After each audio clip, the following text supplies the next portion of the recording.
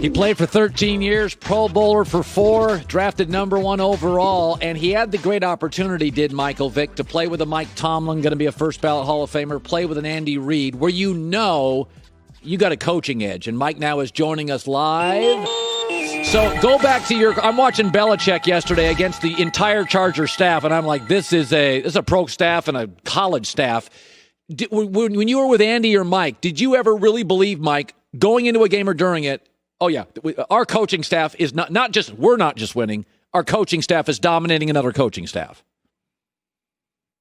Yeah, I think a majority of my career with Andy, I always felt that way. I felt like he always had the answers. And, when your coach feels that way and he exuberates that confidence, you can feel it throughout the week. And with us in Philly, it started on Wednesday. Like, come Wednesday, by 5 o'clock, I knew exactly what needed to be done. I was on the same page with Andy. I understood the game plan. I felt good about it. And it was because he made me feel good about it. And he helped me understand everything that needed to happen. And that's what great coaches do. Mike Tomlin as well on the defensive side of the ball. I think he's one of the greatest because of the way he prepared and have his guys prepared. They can answer any question come game time, before the game starts on Sunday or Monday. And it just makes everybody's job easy. And coaching really matters, at the end of the day. Yeah, there's no question that football is the sport where in the NBA, it's about the individual star. Baseball, it's analytics. Football is still a coaching sport. So Baker Mayfield yesterday, did it change? He finally beat a really good team on the road. He was very good. Does it change the way you look at Baker today? It shows me that Baker has it in him. And I think for Baker, it comes a point in time where, you look around the locker room, you look around in practice, and you look at the game film and you say, okay, we're good on defense. We have great receivers. We can run the football.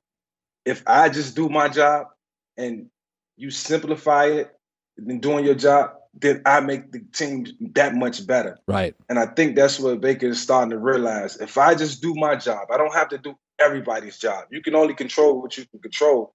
It makes you that much better. And for him, it's just staying within the framework of the system of the offense and running it efficiently and letting guys do their job. And it looked like that's what they did yesterday and for the past couple of weeks. And his job is starting to look easier and easier. So, as Baker Mayfield continues to show us, that he has a good grip on things around him, the better I feel about his situation, but he's still a work in progress. You interviewed Kyler Murray this week. Michael and I are on Fox NFL Kickoff every Sunday morning, have been for years, and you interviewed Kyler. He's one Hail Mary pass away from being on a 5-game losing streak. He's not running as much, therefore it's more pocket, and he's struggling. You've been there. You've been a guy that runs. Do you kind of feel his pain? Where is he at right now, and where are you at with Kyler Murray this morning? I think, to his credit, man, a shoulder injury, AC joint injury, it's probably one of the worst injuries to have. And, I've been able to play hurt, throughout my career on numerous occasions. But the shoulder, in 2002, it was a different injury. It bothers you at night.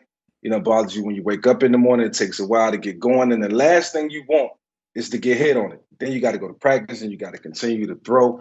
And it just never gets better. So, mentally in your mind, you lose your arm strength.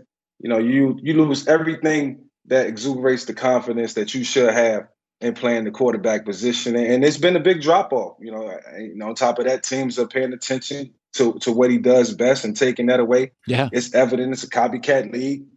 Coaches are watching, and it's only going to get harder. It's not going to get any easier. So, when the going gets tough, you got to get going, man. You got to figure out a way to make sure that you do your job accordingly, and that's where Kyle is at right now.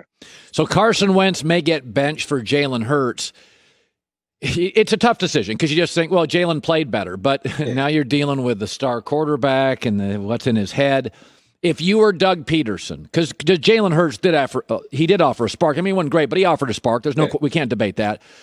Would you replace Carson Wentz and just say, I got to see what I got here. This is a mess. What would you do? If I was Doug, I'd take a couple of days to just think about the decision and probably make this decision on Wednesday morning based on what he's seen on film.